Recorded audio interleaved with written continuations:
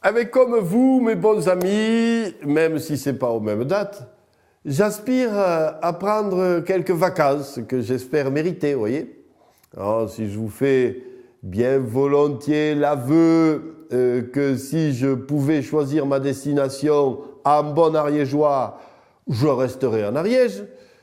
Je suis parfois obligé de me soumettre au diktat familial et d'être obligé au pire des exils, la plage.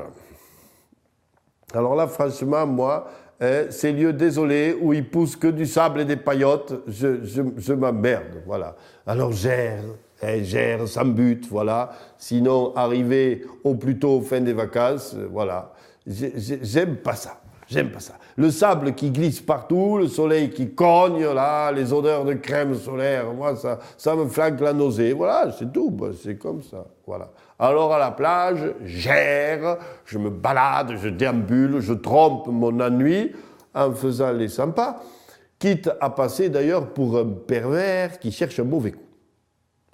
Or, j'étais en bord de mer. Bon, inutile de vous dire laquelle, parce que je sens que ça pourrait vous agacer que je m'emmerde au bord de la mer des Caraïbes.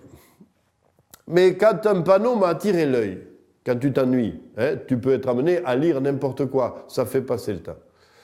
Et la municipalité du lieu y énonçait les 1001 choses qu'elle souhaitait interdire sur les 300 mètres de plage.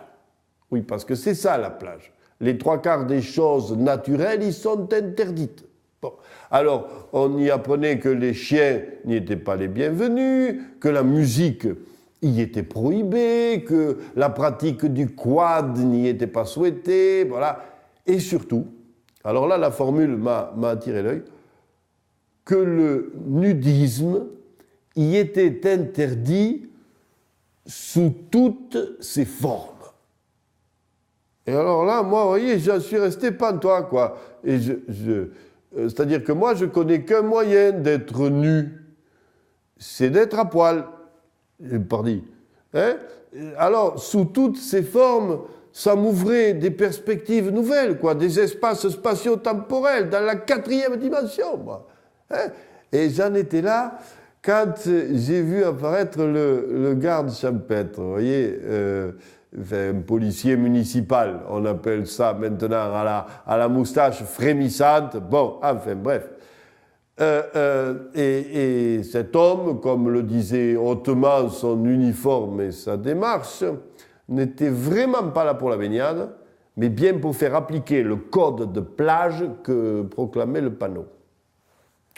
Je l'aborde, malgré ma légendaire peur du gendarme, qui s'applique peu ou prou à tout ce qui porte uniforme, même un employé de McDonald's, pour lui demander, penaud, qu'est-ce qui se cachait, et c'était bien le cas de le dire, derrière ce nudisme interdit sous toutes ses formes.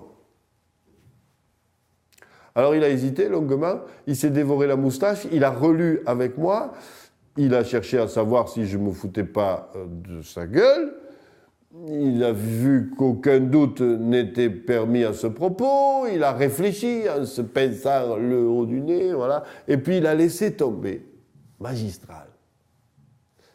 C'est que il y en a qui se cachent. Alors là, vous voyez, c'est magnifique. On passe presque un demi-siècle de sa vie à croire que la seule manière d'échapper au nudisme, c'est de s'habiller. Et on découvre soudain que parmi ceux qui s'habillent, il y a des nudistes planqués. Eh ouais. Et mon Cerbère, l'œil luisant, s'en est allé sur la plage pour traquer ces pervers de nouveau genre. Ouais, je ne l'ai pas suivi.